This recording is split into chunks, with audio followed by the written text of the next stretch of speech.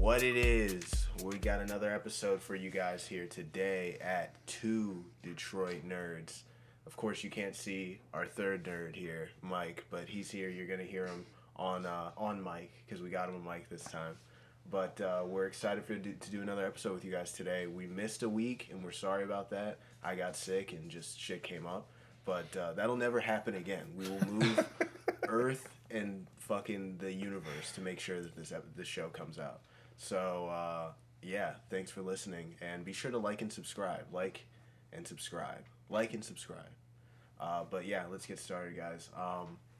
So there's been some breaking news in the rap world that we have to talk about because I think I've been saying this for a while. We've talked about this. Yeah, and I feel like we've talked about We did. this. We had an episode on it. I remember. And now we're being vindicated because I think, and I don't know too much of the details, so I want you to fill me in. But I think this is our watershed moment in journalism. Right? Absolutely. So my latest update on the XXX case was supposedly one of his lawyers is calling for Drake and Quavo to come in and make some statements and talk about some things because apparently, I mean, we're in the age now where lyrics are being used against people legally, which is crazy to me. That's nuts. Because it should not be, and to an extent, things should not be taken out of context. But if there's a fine line. We know where some lyrics would be like, okay, we kind of have to use it against this guy. But yeah, so I scrolling on Twitter the other day and I just came across a post, just read a little bit into it, and I guess they're being called to this case to try to see, what do they know, almost as if they both had something to do with his death. And it's crazy because some of the things they're using towards that are lyrics from more recent songs with Drake and even ones from back around the time this happened. Specifically, the two I seen were his verse on his song called On Bullshit from their new album, Her Loss, him and 21. And the other lyric I'm seeing so widely used is his verse from Sicko Mode. After the song changes and he starts rapping. Yeah, it's weird, bro. There's a lot of little subliminal things I'm seeing that are really becoming pointed towards this with Drake and X. And I thought, even after when we were talking about it, I was like, damn, there's no way. I'm like, I'm not hearing much about this. People don't actually believe in this. But to see that kind of flipped my opinion on it, honestly. Like his lawyer's trying to have him come in, under questioning, like under questioning, yeah, like swear under oath. Yeah, like he had a hand in not necessarily killing him himself, but in something that may have had to do with that. And I was like, Drake, really? That'd be crazy if that took down Drake. The thing is, when you see people stand to benefit so incredibly from someone passing, you have to ask the question, was there something that they had to do with that person passing? Because we talked about in the last episode that we brought this up in, you look at where Scorpion was, it was number 5 on the top 5 albums for that year. Number 1 was XXXTentacion's album for that year. Scorpion was Drake's, I think, 5th studio album or something. And as everybody knows, Drake is supposed to be the album-topping, the chart-topping rapper of our generation. Highest selling. And then you've got this guy that comes out of South Florida that's, 17? That has a whole career ahead of him that's knocking Drake off the top 5 of albums. This is unprecedented for Drake. This is something that was the sort of clarion call, the trumpet sound of the possible end of his career, what I thought, the end of his popularity, rather. If XXX was still alive, we would not be seeing Drake where he is. I wouldn't say that he would be completely extinguished from rap. He'd still be rapping. He'd still have a career, but he would not still be posting at number 1 for every single album. It just wouldn't be that way. The same is true with Juice WRLD. If Juice WRLD and X were still around, we would be in a different era of rap music. So this begs the question, what was Drake doing on that day? Where was he? Who was he speaking to? What was the Drake song, the X song that he said Drake stole? So he said Drake stole the flow and cadence from Look at Me. And it was on, I think it was Guile Chester. Is that the name of the song? I thought it was KMT. KMT. Yeah. You're right. It was KMT. Yeah. With the Sonic sample. That's what it was, KMT. Yeah. But, I mean, that goes much further beyond just a claim of... That is that song. You can literally, like, in a lot of cases where a flow or maybe some bars or the cadence might sound a little bit similar, in some cases, you put it over the same beat, it doesn't fit. You have to change it, mess with the the voice a little bit or slow it down a little bit maybe on just the lyrics or just the beat for them to fit. They actually did a side by side of both songs. Took the Drake lyrics from KMT, put them over Look at Me, put the lyrics from Look at Me over KMT. Zero difference. They didn't have to slow either one down. It bar for bar fits the exact same way across both songs, and it's absolutely mind blowing. Now, I'm okay with stuff like that. I'm okay with maybe showing homage or maybe a different rapper that you're not used to hearing another signature rapper's flow, hitting it on their own song and doing it right. I'm okay with that. But when credit's not given, when people's dues aren't handed to them from what we for sure know came from them, like that, you didn't hear nobody else had that flow. That's the like way he was Drake, rapping, yeah, screaming, yelling on that. So that's a signature sound of X, especially with that being his breakout song. I don't remember seeing any credit given to X. I don't remember Drake coming out saying, "Oh, there's this hot new rapper out of Florida. He's really doing his thing right now. So this song was in dedication to him." Anything like that. None of that kind of things. None of those things came out, and I'm not surprised by that. Drake's done this multiple times throughout his career. That's kind of the way that he's been able to ride this wave for so long, is because he's got the one thing I will give him credit for. He's got a good ear of what's gonna pop, especially before it does. Take Versace. Take what's the song with Block Boy JB? Is it not Rover? Is it Rover? No. Is it Look Alive? Look Alive. Look Alive. There's numerous songs I can name here, but it's like he knows and somehow finds about these guys, finds out about them at a perfect time to where they maybe have a little bit of buzz behind them, but nothing hugely into the mainstream. And then he says, "Okay, I'm gonna go remix this song, or I'm gonna go do a song that sounds just like that." Reaches out to the artist, because at that time in their careers, who's gonna say no to a Drake verse? Nobody. Yeah. He gets on the song with them. Now it's popular. It's popping. Sure, these guys get a little notoriety and fame, but now what? Now Drake can go use that again. Or, oh, Drake started this, Drake did this. So it's like, I don't know, man. It's really weird to me.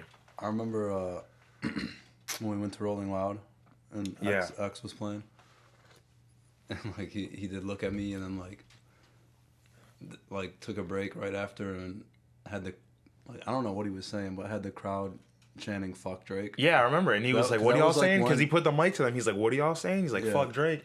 He looked back at his DJ and he's like, "All right, play this shit," and dropped it again. Yeah. Hype, one of the hypest moments at Rolling Dog. It was ridiculous. Yeah. This man fucking, even during his performance, got off the stage. Yeah, I think he was like the only artist out of all 3 days that we went that did this. He like created somewhat of a secure line for him to walk through, was walking through the general admission crowd where there's mosh pits, drunk people of all ages going crazy, walking through, crazy, dapping people up, shaking people's hands, talking to them for a couple seconds, walked out, walked back, and it was such an electric performance. It was crazy. He had the whole fucking crowd going nuts. Did you guys ever see the documentary about XXXTentacion that was on Hulu? I thought it was really well made. It was really well. It's great.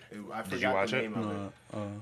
I can't remember what it's called either. I only watched it one time, but it was like, no, I think it's called Look at Me. I think it is, it is. I think it is. I mean, I'm not the biggest X fan by any means, but I was really invested in the documentary while watching. It was just, it's kind of good to see a look into somebody's life through the eyes of so many different people, where it was like his manager when they were coming up, his mom.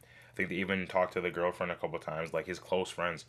You watch the person as they are by themselves, you can only get so many assumptions and opinions of that person within your own head before you start to see it from somebody else's eyes. You're like, oh, maybe he was like this. Maybe he wasn't like that.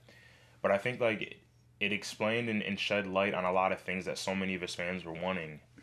I'd say for anybody, fan or not, watch it. It'll give you a different perspective on the guy and maybe let you understand a little more about him. It's got so much about his early upbringing too, which I think is just as important as like his fame. His fame and the famous rapper that we know as XXXTentacion is just as important as Jahseh Onfroy. And like because those two personas are so not even different, but just like so electric. Like who he was as a regular person was just as electric as who he was as an artist. I think that the documentary giving you so much insight into that part of his life really made him like into this human figure. Like rather than just being a artist that you listen to, it really gave me this like third dimension to the guy that like you're saying, I'm not like, of course in college when Look at Me came on, I was jumping off of roofs and blowing things up and going absolutely insane when that song came out. It was that great. It was that lit.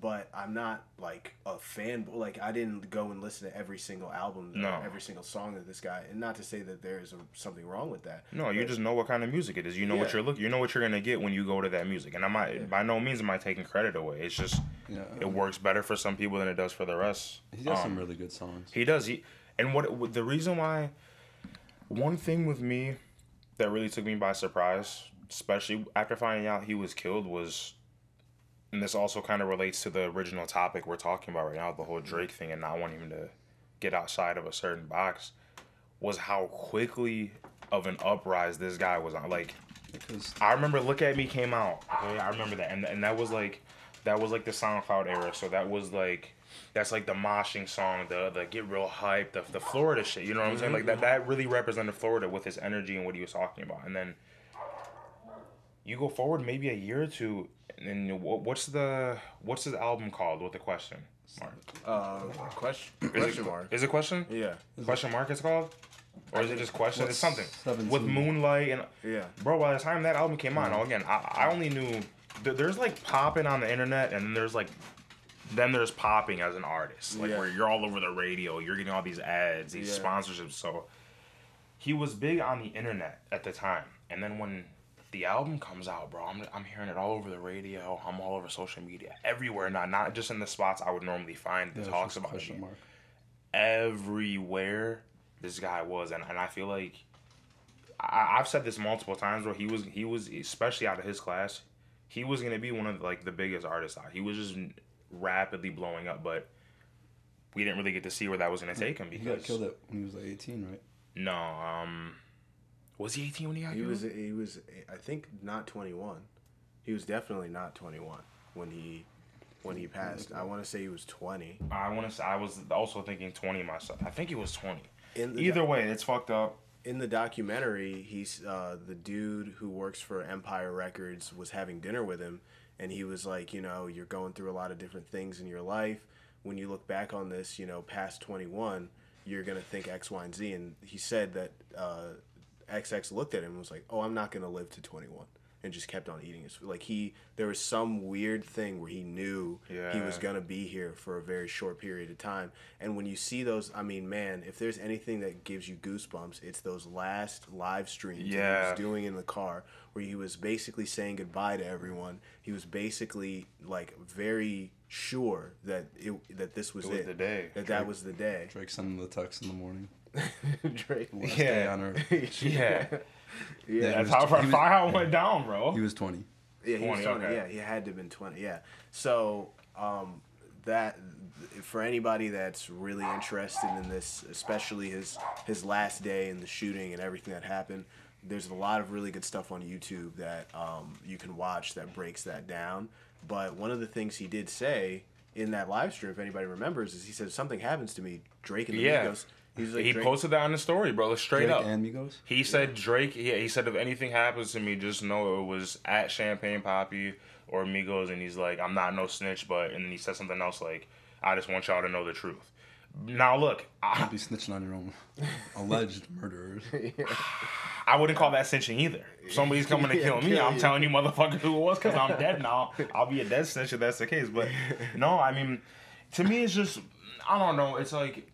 And I understand this is all at the hand of the media, right? So everything that we see after a situation takes time, and then it goes down, it's like, okay, we're going to be shown what they want us to see.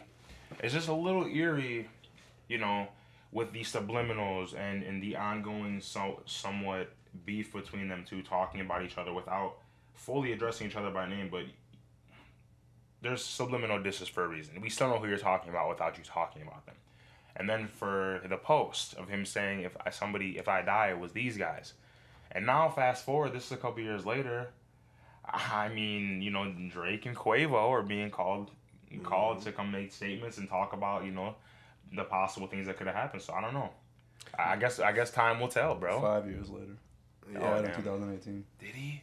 Wow. Damn, it doesn't seem like it was that long. Yeah. That's fucked. 5 years, man. It's already been 5 years.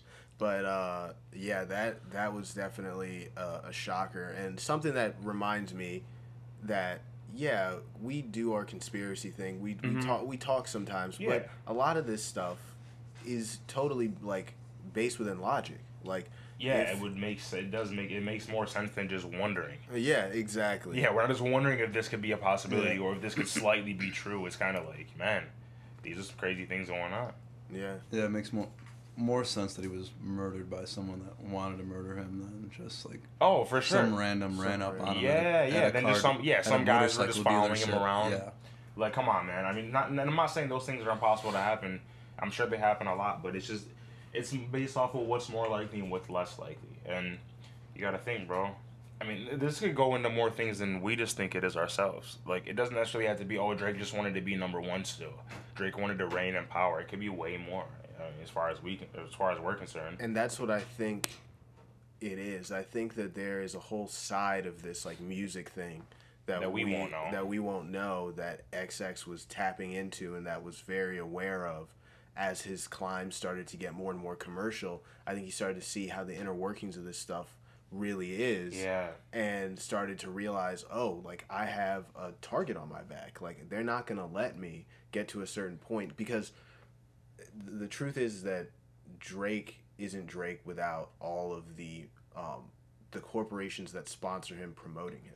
100%. XX was just him, and he had that fervent, like, cult like following that all these rappers can't even pay for anymore. I mean, these rappers now, they have radio hits and they have radio fans, but when it comes to, and they'll still sell out arenas, but they don't, I mean, but you ask an actual fan of somebody who's at the arena show with them, they're like, yeah, they're good. I just went with my girlfriend because I wanted to go see something. Whereas you ask an XX fan, like, why'd you come? And they're like, because we love XX, you know? Yeah. Well, he had influence just beyond his music. Yeah, and that was the thing. And he was young, which does a lot. Too. Right, yeah, exactly. SoundCloud. Free music. Yeah. To now making millions off of this, the music that he was already releasing as it was. No, I mean, definitely. And that's another thing I feel like it is, like, and I know this is going to sound crazy because, Drake is and has been, like, the most popular, most famous artist on earth for a long time now. Mm-hmm. Like, let's be honest, it's been him. But even nowadays, I don't feel like, or even at the time that happened, that influence wasn't there. Because, like, everybody that I know that's such a huge super fan of Drake, outside of women, not to sound sexy or nothing, but we're not going to include women in this conversation because they just love Drake for who he is. Yeah, right. Let's go about it by the music side. It wasn't really there. Whereas, like, X, like, look at what X embodied. He was, I don't want to use that, he was, like, a poor kid from Florida. Didn't really have much. Yeah. He was seen as weird for a long time. He even explained that himself, said it himself. A lot of things he liked weren't a part of the normal. I mean, even as the guy blew up, he was into a lot of dark shit. He was into a lot of weird shit that you could call demonic, satanic, whatever. They don't want that to be at the top. Yeah. These higher ups, these elites, these people that own these record companies that want to save face, have a certain image portrayed. They don't want you being some carefree ass kid that only has such intelligence from however far you made it in the schooling system, whatever it was. They don't want people to see and know, hey, go work on something outside of this. You might blow up. You might go get some power. It might go some real power. And especially not being like signed to a label. Mm-hmm. And one of the things he did that I think was really like sort of matrix breaking was he was starting to tell people to do like donation challenges, to donate instead of like making a funny video go viral or making a phrase or something go viral. He was trying to make good deeds go viral. Yeah. He was trying to change the frequency. He was preaching shit too. Yeah, and he was talking about, he was being very open about, his struggles with mental illness and things like that I think a lot of people, they're afraid to talk about, and they don't necessarily want people to have their own control over that narrative, which XX definitely had his control over his own narrative in a way that I think made a lot of the people in power very nervous, because they're like, how can we control somebody that's in control of themselves, or is at least gaining control over themselves? Yeah, you can't. The cold hard answer is you just can't, and they've seen that at the time that they did, and I don't know. It'd be crazy if that's what brought Drake down, though. I believe he not like necessarily brought him down, but he would have dethroned him if he would. Gets found guilty. Say he gets found guilty of ordering the hit on X. Yeah. Yeah. Oh, that's it. And then, like, oh my God, he has to go to jail. Go to jail.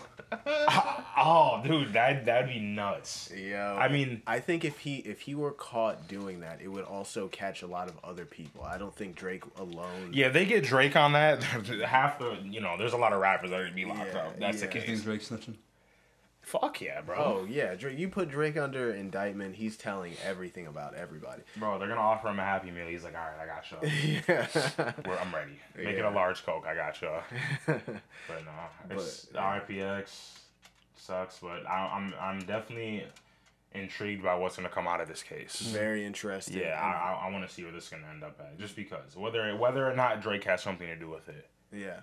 Just to have an idea, but Yeah, and unless that lawyer's doing it like pro bono, Yeah. you wouldn't be spending money on a case unless you thought it had some merit. right, at least a little bit, right. So there's a reason. There's got to be an Something's upstanding here. Yeah. Something's going on. Somebody heard something that convinced them that this was a good move, and that's And lawyers don't just usually go out on No. just like fantasy and all that kind of shit. So that's the we'll see. opposite. Yeah, they go off the Yeah, evidence. Got to Yeah. be enough evidence, enough fact there to make it a case. Yeah, absolutely. But just to change gears. Yeah, change gears real quick. We're hitting the left on y'all. Changing gears. We're playing Forza right now. Hogwarts. Hogwarts is out, guys. Hogwarts. Tell me about this game. It looks so intriguing. It looks better than I thought it would look. So I'll tell you everything I've gone through in the game so far, which isn't much, and I'm not the type of person that goes and watches like I don't like to always with certain types of games watch streamers or informational videos on go do this and that. This is what you're gonna expect. I like to go into it with a clear mind, fresh mind. Not much outside of that. First off, the world is beautiful from what I've seen so far. Graphics are absolutely great. This is one of the first games I've played that in the opening of the game, they give you an option to play in performance mode or visual mode. Usually, that's something that you automatically do on your TV or you do later on in the settings after you've already gone through like the intro and tutorials and those types of things. They get you right off the bat with this, which I thought was really cool because once you see how the game looks, What'd you pick? visual, for sure. Yeah. I can go with my my eyes aren't as honed to see where I'm going to do my attack and my animation doesn't perform the perfect way. So I'm like, get the fuck out of here. I want it to look as great as possible, With that, what I say, the world, the customization. This might be, and I'm strictly talking consoles. I'm not a PC player. Don't play any PC games, so I could be wrong with this statement. As far as the customization of your character, this might have the most diverse customization I've seen.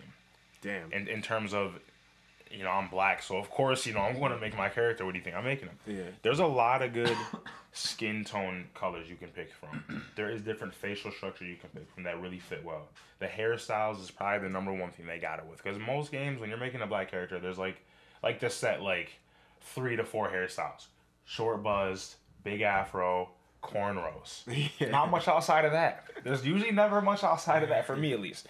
This game offered about, I want to say, and I made a male character, so I'm only obviously going to talk about those hairstyles. I think there was about 8 different hairstyles, maybe 9 to 10 for the men. They had like a faded cut.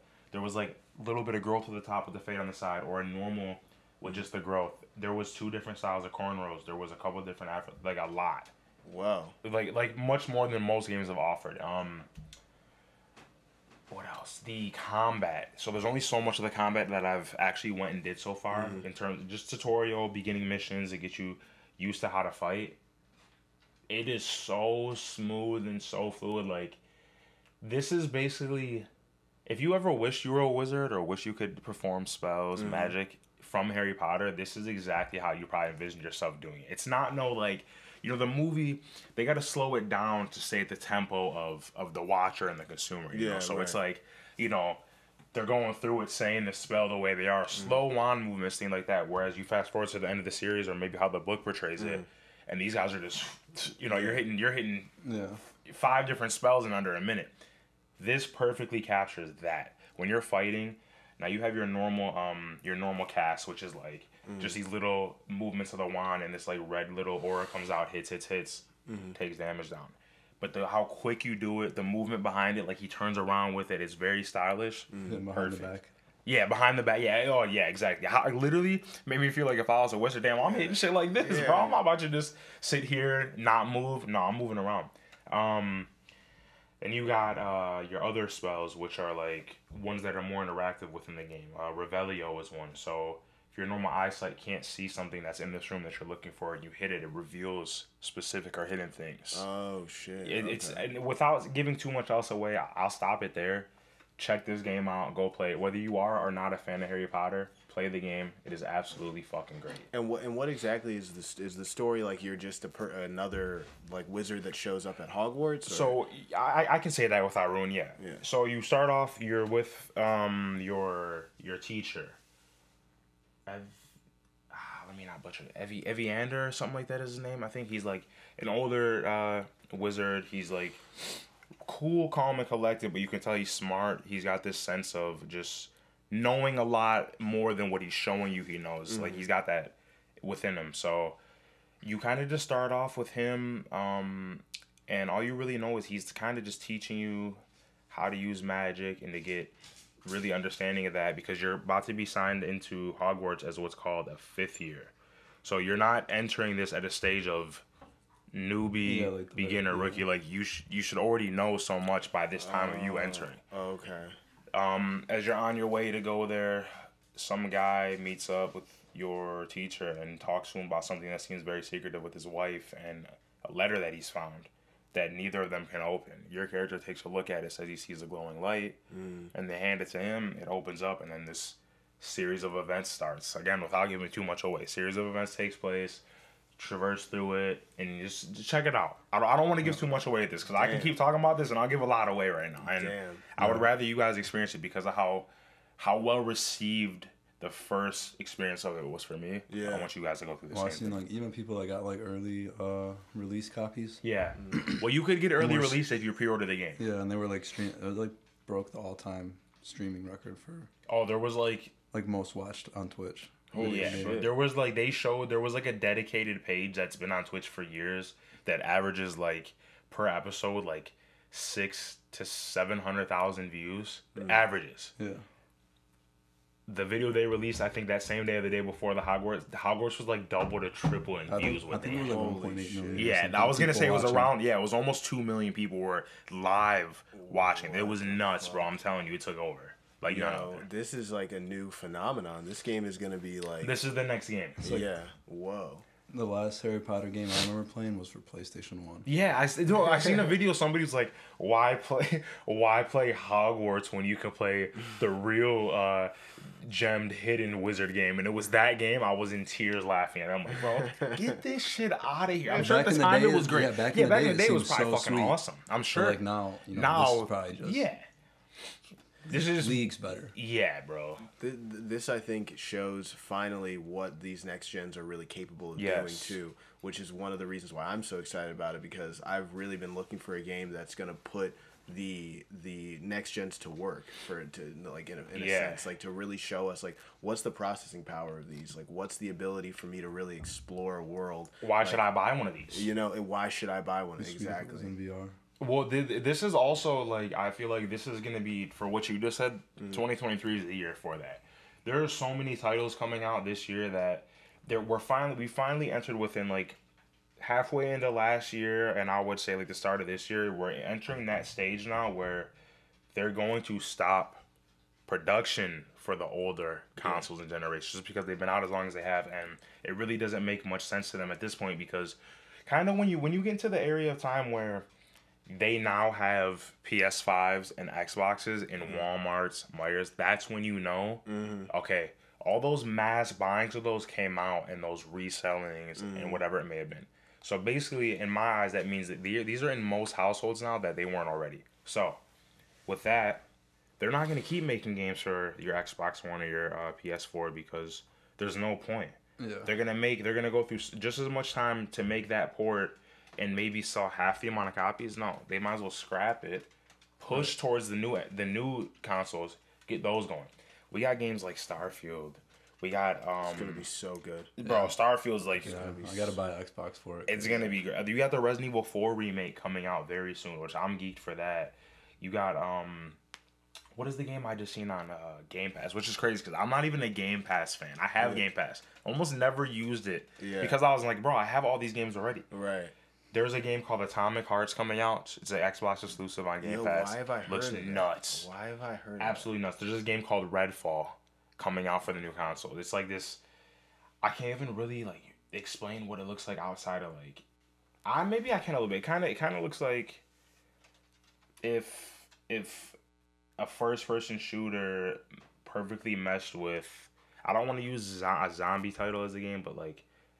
Let's go with the Gears route a little bit, but it stays first person in terms of the what you're fighting. These like vampire like mutated zombie. Just check out the game for yourself. It looks great. Redfall. There's a new for Division fans out there. There's a new Division coming out, Division Heartland, which is supposed to be absolutely lit, and that's only going to be for the next gen. So that's probably going to be one of the main reasons why I'm getting. I might have to check that out. Yeah, it's supposed to be so like all the divisions took place in like major cities. So like New York, DC was the second one, and this one's gonna be taking place like in the like suburbs, like in just like the middle. Oh, so they're gonna change it up. Yeah, totally change it up, and I think they're gonna make it so that you can go to multiple areas at once. Yeah, at once. So it's gonna be a lot bigger, and just the amount of customization that they're taking to like the absolute next level. Because Division 2 almost has too much. Like there's so much customization. Yeah, you get lost. You get lost in it, and that like not just with customization, but you can also like basically build skill levels for weapons. It's called recalibration. There's like a whole thing you can do. Too much. Yeah, it's just like. It's like I don't need to be able to do all that. Like tone it down 2 levels and not like and I'm somebody that runs through that same problem with games because for me it's almost like and I know this deep back in my head, like when I come across shit like that, the way my brain works is like I'll get flustered, I'll get frustrated. I'm like, you know what? I'm not gonna fuck with any of this. I'm gonna leave it as is. And I know deep down inside, like that could really come back against me because I'm possibly not taking advantage of something that could be majorly help me out through the game because I don't want to spend an extra 10 to 15 minutes trying to figure this shit out. But that's just how I am. It's like you gotta make it very accessible for who's buying the game outside of whatever the creators think it should be like. Right. Especially when you get into the Tom Clancy games because they get real technical when it comes to the war side of things when they make these games. Like, take your Ghost Recon games, bro. Look how much you can do in those games. Now, that's a game where I feel like that fits a little bit better into. Yeah, that kind of shit because it's tactical as fuck. You're running out, taking out platoons of just squads, like just all these people in your own different ways. That's where that would make more sense to me as opposed to like, the Division's a looter shooter. Yeah, it's a looter shooter, and when they get you so bogged down in the little minutia of like fixing and calibrating your weapons, you kind of lose the focus of like what you should really be doing, which is looting and shooting. You start like I can't tell you how long I've spent on a menu screen in the Division just like tweaking a gun just by a little bit, just so I'm like I can just get this one. Your first fucking play is 2 hours of that. Like some games do that, bro. You're just 2 hours in, you got to go to work the next morning. You're like, all right, I'll play it tomorrow. Fuck, I didn't get to do shit. Didn't even get to play it, and like, dude, that's so good you brought that up. That's such of my experience with the Division is like getting my character ready for the next time I play. Yeah, for the next day. Not even getting him ready for like when I'm gonna play the Division. In Division 2, was there Dark Zones like the first one? Yeah, I didn't play the second one. There's Dark Zones. The Dark Zones for me. Is there like PvP in there? Yeah, it's PvP, and like the Dark Zones are what keeps the game competitive because you'll think you're like maxed out and you've got all these weapons and you're just so lit, and then you'll run into a guy who'll just one shot you, and you're just like, what is that guy on? Like in this, he's calibrating. He's got his weapons just maxed out like to a level that like you thought was impossible. It's and like crazy. take that aspect versus like someone that's like, oh, I just want to play the story. Yeah. Well, see, that's the difference between the first and second one. Because didn't you say the second one is the second one always online? Well, no, there's a story mode, but it's connected to online. Oh, okay, so it's connected. Yeah. But me and him had a conversation about this on air the day when he bought the game, or the day after he bought the game, because we were talking about looter shooters, and I told him the good thing I felt like they did about the second one, especially because I didn't play it, and it would have been my main concern with getting it, was how terribly they handled the Dark Zone in the first one. Because it was like constant hackers. There was just cheating at all times. Now, I understand there's a difference like in levels and gear levels, but you would literally run across people, like, let's say it's me and Mike playing, and there's one guy, and we're both putting clips into him. Your health isn't moving at all. Yeah. That's not your gear, bro. Yeah. You're cheating. So I was so glad to hear when you told me, like, they kind of did away with that shit happening, because, I've told you this many times. The division could have been so much bigger than it was had they handled the first one the correct way. And I think they're still recovering from that loss of player base, because you've got people that they just think division hackers. They think division, I'm not going to be able to fucking do anything in the dark zone. It's going to take too long to catch up. You go in the dark zone and like fight an enemy, get some good gear, and like go for extraction, and some dude just swoops in and two shots you, now you got nothing. Bro, that happened to me 2 days ago. I spent like 3 hours trying to take, like, just pumping rounds into enemies, just watching the little amount of damage you're doing, because they're just so overpowered, and you finally kill one of them, you take this amazing loot, and then you just get killed. Yeah, you get third-partied, bro. You just get third-partied. It's another thing. People just don't have respect. Like, bro, you should be fighting this guy for 20 minutes. Let me have it, bro. Yeah, go after the next guy. Don't come kill me. Don't go for the easy kill. Oh, my God. You have no idea how depressed that was. Respect yourself a little bit here. For the rest of the damn day, man. But... yeah, no, I mean, that's my favorite game, and I am definitely looking forward to the new consoles, because I think that the Division will be my last game on Xbox One. Like, I don't think I'll play another new game on Xbox One that I'm, like, hyped about. So, are you looking to get the Series S or the Series X? I'm probably gonna get the Series X. Good. Just because I want all full capabilities. Like, I don't want to shortchange myself. But to be honest with you, man, PS5 is looking damn good. The PS5 is looking lit. It is. Yeah, but you won't be able to play Starfield. That's and here's my thing. I'm not a Microsoft fanboy, so let me sound like one when I say this. I was actually just talking to, I think, my brother about this the other day, because I like the PS5. I've played a couple games on there. I want to get one personally. But although PS5 started with a way hotter run, they had way more exclusive announced. They had way more exclusives come out ever since it started. Whereas Xbox was kind of like taking a slow roll. The exclusives I'm seeing for Xbox and the ones that are already out for PlayStation, or even the ones that are promised, Xbox is outshining them right now. That's true. They got a huge monopoly. First off, they had a huge monopoly to me with buying and owning Bethesda. Yeah. That's absolutely nuts. Yeah. Because of the future titles that come with that. While you'll still be able to play the old titles before the acquisition on your Sony consoles, the new ones the first one we've had introduced was Starfield. Yeah. And look how that already fucking looks, bro. Are you kidding me? This is the first game you guys are gonna release after buying this company. And you think motherfuckers aren't gonna come to Xbox? Come on, bro. The Elder Scrolls trailer that came out years 7 ago. or 8 years ago. Yeah. Oh yeah. But the new Elder Scrolls game. But they're smart for doing it that way, because with the we know the Oblivion, the Elder Scrolls series, they've always delivered with their games, regardless. If you go look back at the older games compared to what we have now, you're not going to think much of them. But at the time those came out, they were groundbreaking. So to release that trailer when they do and build just a huge amount of momentum and anticipation behind this, I think that was wait till that shit drops, last gen too. Yeah, it was. Came out. Wait till that shit drops. I promise you that game's gonna blow the fuck up. It's gonna break shit. The next fall, it's like single player Fallout is gonna be on Xbox. Didn't they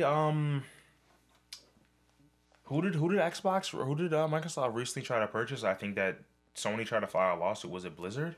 I remember not too long ago seeing they were. Oh no, it was fucking Activision. Oh, they were trying to acquire Activision and make Call of Duty and consoles. If they did that, I'm sorry. Now, listen, I'm not even the biggest fan of this new Call of Duty of the last few. If they did that, and I hate to admit this because I personally think exclusives are better than the Call of Duty title itself. Sony's sales would drop tremendously. Yeah. Call of Duty being the number one unless FPS. Like Square Enix was an exclusive. It is. No, it used to be. You're right. It isn't anymore. They did used to be for a long time though. The Final Fantasy games until like the 360. Yeah, they were always. Yeah, you're right. Which is crazy. But no, that still wouldn't even be a big enough competitor. It wouldn't. Maybe in Japan it would, but worldwide, fuck no. Worldwide it would get crushed. They would probably turn into like what Nintendo is, like where they're they still make stuff, people still buy it, but hold on though. The Switch is one of the best selling consoles ever. It is. Is it sale-wise a console? Yeah, it is. And I mean, don't get me wrong. Year. Now there's this kind of there's this misconception with I feel like with Nintendo because first and foremost, Nintendo's always been more of a like family household type of console, right? Whereas everybody can come play this. Yeah, and you like can't say the like same with Xbox. Yeah, party more party style, but the Switch actually came out with, to me, some of the best like bro, Legend of Zelda Breath of the Wild. Not even just being a Nintendo game, being a game in general across all the boards. This game won so many awards, 10 out of 10 for a very good reason. The new one's gonna be sick. The new one is gonna be fucking crazy, bro. And it's like, I know Ali has a Switch, so listen, there's certain games. I'm gonna send you a list of some games to check out. Send me some Switch games. To really like break that stereotype of just Mario Party, Mario Kart, Super Smash. I'm gonna send you some games. Probably my favorite system I've ever had. Really? Yeah. Man, I next don't like know. PlayStation 2. I guess I just haven't played the right games on the Switch. Yeah. Because I haven't had a lot of fun on it. I got to be honest. I mean, it's definitely fun, like you said, for like a party console when you're playing Smash Bros. Like that's fun, but I haven't played like a standalone game on it. So yeah, maybe the new Zelda, and then you said that, I think, was it Monster Hunter? Was that you who told me? Oh yeah, bro. So it's different now. They recently just changed it, but they did have a Monster Hunter exclusive on the Switch that me, Mike, and our boy Spencer were playing pretty heavy. It's called Rise. Yeah, Monster Hunter Rise, and it was like I said, a Switch exclusive. So we bought that because we're all fans of the game series, and it was great. Really, probably the best one they've released, in my opinion. Monster Hunter World is really good, but there were certain things that they changed with this one that I feel like do way better than that one did. The game recently just got put on Xbox, and I think PlayStation. Oh, it's free on Game Pass. True. Yeah, so I'm gonna check it out because I know the visuals are gonna be great on that for sure, especially if it's optimized. So I wanted to check that out. But Monster Hunter was another one. There's this game called Astral Chain, real cold. Yeah, Switch exclusive. It's really good. I would definitely recommend that. And even like Metroid Prime remastered. Metroid Prime. Oh yeah, that's newer, right? That's more recent. They just dropped it yesterday. Have you? Or 2 days ago. Have you guys seen the new From Software game that's supposed to come out? Armored Core. Oh, bro. Yes, I have. Because I ever played Armored Core? No. I played the old one. Yeah, they were sweet. Heck. A mech. I know how it sounds. I love mechs. Yeah. Oh, you do like mechs? Dude, it's like I don't know how to really explain. I can't really compare it to many other games because I feel like Armored Core had the mech genre on lockdown for the longest time. Absolutely. It was so fast paced, so fucking like just incredibly fun and incredibly addicting. It has that same quality that like Elden Ring and their other games have, where like it's different. It's got its own rhythm and style, but like once you start playing it, you can't stop playing. Like that's what I remember from the. And I'm excited for it too because again, bro, Armored Core days for me were PlayStation 2, and what consoles did they have that on past that? Did they make up? I think there was one on PlayStation 3 if I'm not mistaken. They had one for PS3. Yeah. And I think that was the last entry into the series, which it's been about 10 years now, longer than 10 years I think, since they've come out with one. So we'll see. I mean, I can't wait to find out and see what that shit's about to be like. I'm really excited with it being especially with the studio that's making the game. Now to see how far these guys have come, especially with the games that they've been making, they've been more into the Soulsborne genre. They've been doing like Sekiro, Dark Souls, Elden Ring, Bloodborne. So you haven't really seen much from their mech side of the studio to see how they're gonna change that for the next gen consoles. Yeah. I'm geeked for it, bro. I want to see. It's just something that screams next gen. Yeah. It's like Armored Core is definitely going to be made. Visually, it's going to be fucking great. I already know that. It's going to be sick. But yeah, that was our gaming corner. Yeah. We just did some good. So we just did some good gaming talk there because honestly, we did need to catch up on just like what's going on with the next gen games. Because big shit's coming, bro, and I feel like if we get ahead of that, it'll always be good to like keep people informed on it, let them know what to look for, what to look out for, and be ready. So we'll see. It's coming. Yeah. The new stuff's coming. But you were telling me about an anime that you wanted to talk about. Yes. And, I'm curious to know about this. So, first and foremost, what drove me and kind of persuaded me to come and watch this was I follow this page on Facebook, and they always do like how we do on here, like anime battles, death battles, whatever you may be. They may not get as in depth as these other ones, but I kept seeing this name pop up, and it was Anos, ANOS. I kept seeing it under all these pages of just these supremely strong fights, and like it'd be like Goku versus like a Rimuru. You know what I'm saying? Right. And I'm just like, okay, I know who's winning that fight, but I'm looking in the comments and I keep seeing this random name come up. I'm like, who the fuck is this?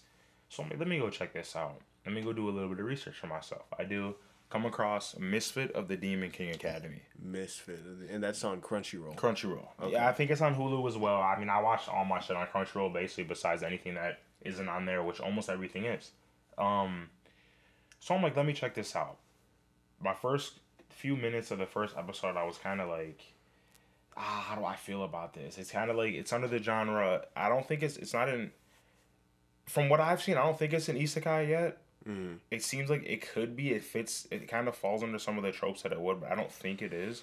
But you have your common stereotype. You know, the kid is born. Main character Anos is born. Right away, he can talk. Right out of being born, he can walk. He has like humanly thoughts like we do. He's like very articulated, but he can't let his parents know this of what he's aware of. So he plays the role for a little bit of time. They go to school and it's basically they all got magic and they all have powers that relate to magic in different ways. Their introductory level test that they have to go through is they walk into this room and there's this fragment of a great is it a spirit or a demon? I can't remember. I think it's a spirit of this like giant frog. He's like one of the strongest demons that they've had, which years ago attacked the city. Mm-hmm. So the story behind that is the demon comes, attacks the city. This one heralded hero, he's known forever as like the great savior of the town. Mm-hmm. Fast forward, they show a flashback and ends up being the main character that got rid of this demon. Oh. The dude's fighting the main guy. I forgot the hero's name, but he's like gets knocked back and he's sitting there and you can like the frog is running towards him about to get him and then this little ass kid comes out of nowhere, looks up, all this whole dramatic like pause and then he just hits this like spinning kick to the thing's chin and just one shots it, right? So fast forward, they got this thing under control and they use it for testing reasons at the school. So you go in there and this is how they also level you by which class you're going to be in, whether you're in the elite class or the normal class, and I think there's one other class below that. And they base it off of your power. So there's like this hologram of the frog itself and there's this barrier around it. Your goal is to go in, hit it as hard as you can with your magic, whatever you hit it with, to showcase your actual power. So a couple people go in, they get mediocre scores. A couple people that are introduced as like main side characters go in, a couple of them get elite scores. Then there's this girl who the first couple episodes they're following around. She's like the most popular girl. Her family's rich, all this. She hits for the highest score out of the whole group. So you're like, okay, she's strong. Yeah. Wow, now you gotta have a level where you can base who's strong and who's not. Then Anos comes and he's like walking and he's right when he steps in, the spirits get like shook. He's like, I felt this before. He's like, only so many people have ever made me feel fear. What is this? Just as he's walking in, doesn't showcase his power yet. He walks in and in his head he's talking to himself. He's like, I gotta tone down my power as much as possible, like to the absolute last 1% to hit this, because he can't let people know he knows how strong he is. He knows who he is. Can't let anybody know. So he walks in and he like flicks, like just flicks, and then just like you would think a whole fucking tsunami just hit the town. It's like blows everything up. The screen that everybody else is watching on goes out. Holy shit. Fucks up. The administrator's looking. He's like mind blown. He's like running down there to talk to the guy. And then within all that happening, the screen pops back up. And there's, like I said, there's a number showcasing how strong you are. And it starts going up and it's like, all the numbers keep going. And then it's all nines and then it fucks up. Breaks. Holy so people are in disbelief. They're like, oh, it must have just messed up. Right. Why did the screen go black? And then that's the power that it shows. So that, after seeing that, it kind of really had me intrigued because I was thinking it was going to be like a funny type of show. Like I didn't like that. You know, I didn't like the all constantly joking. There's nothing serious going on. I don't know how to gauge this. I'm like 4 or 5 episodes in now, and it's looking to be very promising. It's got like an what's it called? Overlord feel. Like, he's too strong. Right. It's like got that OP'd. Yeah, supremely OP though. That's like even more than Overlord is. So I hope it can pace itself a little bit better than Overlord did. Because I feel like it took too long for them to show somebody that can compete with Ainz, even in a small level. So we'll see. Do you like anime that's like that, or what's Yeah, your? I mean, I've never watched Overlord. I know it's good, and like I've been told to watch it, but I just haven't gotten around to it. But I mean, I don't know. Yeah, it sounds It good. sounds pretty hard. Check it out. It's sweet, and it doesn't. Like I said, I'm 4 episodes in. It has not gone down the same path that a lot of anime like that go. Like, for example, one thing I see is something like that where somebody's super OP. All the girls flock to that guy because they see his worth. I haven't seen that yet, which I like so far. That's cool. Cause I'm like, all right, bro. All the girls in school like this guy. He's got all the powers. You know, he's everybody fucking likes him besides a couple people. Let's change that up a little bit. So I feel like they've done that. I could be wrong. I'm only so far into it, so I'll see as I watch more of it. But so far, I'm on board with this. What rating, like maturity level, would you? Is it like a TVMA? Is it like a TV 14? So far, I would say TV 14. Because they don't really get too suggestive with certain themes for it. I feel like for it to be TVMA, and there's not too much of like. He hasn't. Maybe it is TVMA. Because I just remembered another episode I watched, which was crazy, nuts. I don't want to say anything though, because it will ruin it. But maybe it is TVMA because it got pretty graphic this episode.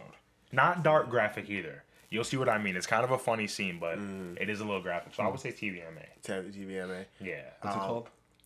The Misfit of the Demon King Academy.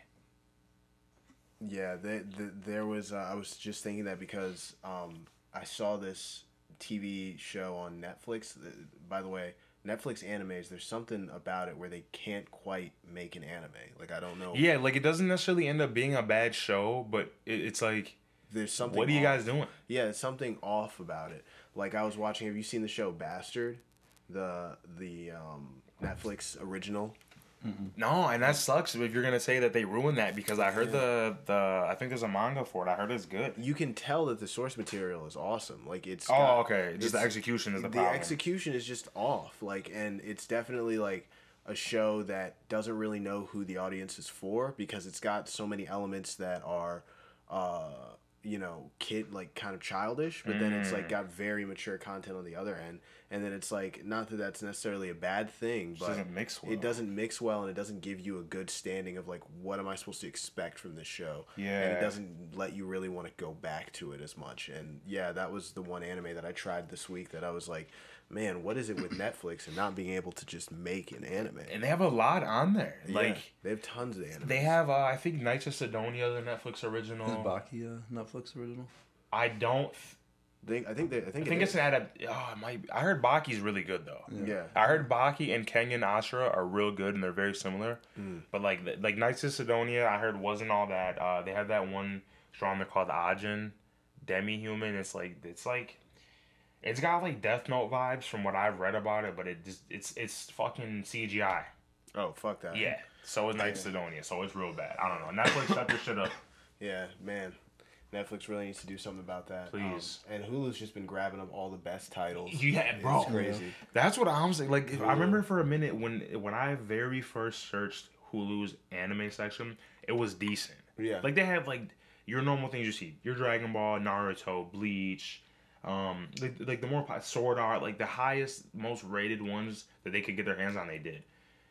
Couple years go by and I go look back and they have the whole fucking A through Z library just stacked. I'm like, bro, there's things out here I don't even find on Crunchyroll. Yeah, straight up. That's what I'm saying. Like they went dummy with their acquisitions. And I feel like they took it a step ahead, at least above Crunchyroll. Maybe not so much now, but they have a lot of movies too, a lot of anime movies. Like I watched Akira on Hulu for the first time. That shit's great. Have you watched Akira? Yeah, have you? I've never seen Akira. Oh my god, it'd be sweet bro! to see it in theaters. Yeah, watch it, bro. Yeah. It's really good, really good. I've seen so many breakdowns about like the animation style and so much about the movie. It's perfect. And I think they have all the Ghost in Shells.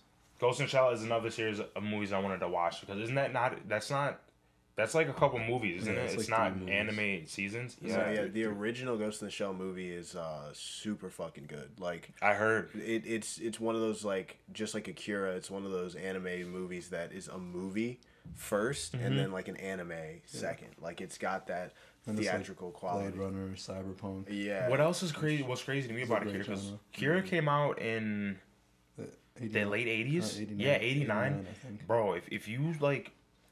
if you see just how in depth they got with the animation of this, for it to be out 34 years, 34 years ago, to actually 88, 35 years ago. Holy shit. If, bro, I'm telling you, Adam, when you go watch, like, it still definitely has that late 80s aesthetic, which is like how the scenery looks in the town, the way everybody dresses, the biker gang, like what they're into. That is perfectly fitting. But to go back and watch the animation, and like I said, how in depth they've gotten with this, how creative they were with it, to even look and see, like, it still tops things coming out today. No, yeah, I've heard that, and I've watched like these animation. $700 million budget. Huh? 700 million budget. It The was budget the movie. almost $1 billion. no way. 700 million yen. Oh, So, 700 No, million. okay, yeah. I was like, slow down there, buddy. I'm like, they were It's not like, that's putting that gotta type be- of money up Yeah. for animation and movies, it man. made 49 million in the box office. That's fucking awesome. What does 700 million yen convert to, though, in US dollars? Seven. It made 1.5 billion yen, which is 49 million US dollars. Okay, so there you go. So, like, Like 1.5 times. Yeah, like $22 million. like double. yeah, Double that's what it still a costs. lot And that's a for- lot. No, it is a lot. especially back then. Oh, my fuck God. yeah, bro. 50. I mean, come on. Yeah, but I mean, they say in like the animation breakdowns of it that there's so many like little scenes where like action and movement is like its own. Yeah. it's like layered. Like they're 100%. doing like the animation of the character moving, and then the background, and then like the actual movement. Like, So a there's, lot more three- work went into Yeah. it. What I seen this thing like how Disney used to animate their old movies, Mhm. and like they would have like a vertical camera, so they would have like sheets almost of like the sets, and like the vertical camera would like to like Hone in. to get like a 3-dimensional feel, Yeah. like zoom, like keep going like through the sets, Constantly. Oh, damn. like yeah, so like say it like starts off on a path and zooms in on a castle, like they would have all that drawn out and like Oh, I see what you're move saying. it, like physically move the Yeah. camera through it. So I'm sure like No, that, there's a science to it, like bro. the And that's way why they- it's so mind like blowing. the way they had to animate back then, probably like made it so like detailed to Yeah. where you had like still holds up today. 100%, yeah, because of how they were. I mean, a lot of the styles they came up with back in those days were way ahead of their time. Like, that's why I was saying there's definitely a science into the create, especially behind animated movies. Not saying that there isn't with live action and like real life ones, but when you really get to see, the time speaks for itself with how, I would say, intellectual you had to be to know how it would appear before the final product is out, and just how creative you had to be. Because look at this shit. I mean, when I think about how long ago some of these things looked as good as they did, and then you fast forward to today, which, you know, you're supposed to advance, you're supposed to get better with certain things, and it still holds up to be just as good, if not better. That blows my mind, because you're 35, almost 40 years in the past, and these people were on the same thinking level of what we are today in terms of these very specific things when it comes to animated movies and other things like that. So I love it. I love to see it, especially to go back and just be taken away by it. Well, I Like, feel damn. like now the animation back then, you can spend way more time on one movie than like a weekly show. Yeah, Or even like the One Piece movie, the most recent one. Like garbage, trash. Don't even bring it up on this show. I'm saying, like the So animation bad. was good, but Yeah, for sure, but that's not enough to keep it going. like it's not. There's really no like comparable to yeah, you're right. Yeah, Akira. okay. Akira, yeah, because Or- Akira actually, that's actually a good point he's bringing up. The story it was shit for one, whereas Akira has a great story, makes sense, and they actually follow it very well. Whereas like, you know, I don't know, maybe I just had too many Yeah, expectations, and it's but you're you're Akira's right. a good 2-hour movie. I fell asleep with the One Piece one. yeah. Definitely watch Akira, bro. You'll love it, bro. I'm You gonna have will to watch love it. everything about it. I promise you. I think we should do just a breakdown of Akira next episode. Yeah. And I'll watch it this week and get back to you guys on it. Oh, 'Cause yeah. it's on Hulu. I got no excuse. It is now. on Hulu. You have Yeah. no excuse. That's Yeah. why I watch it too. So Yeah, yeah, bro. definitely watch It's it. not like you don't have access Yeah, exactly. But yeah, I think this is a good place to to cut it. cut. Yeah. All right. Yeah. Should we? What's going? Oh yeah, Yeah. perfect. Yeah, we're perfect. All right, guys. Well, aside from that little awkward last 5 seconds, I hope you guys enjoyed this. It's part of our episode. ritual. Yeah, this is just what we got to do. But we really appreciate you guys listening to the show, and please like and subscribe. I don't know how many. We're gonna like tell and you every fucking episode, just like and subscribe. So get it in your heads. If you don't want to hear it, Then and do you've it. already been watching it, cut this part out. Don't watch this part. But for those of you who haven't, like and subscribe every time, please. Every time. All right, guys.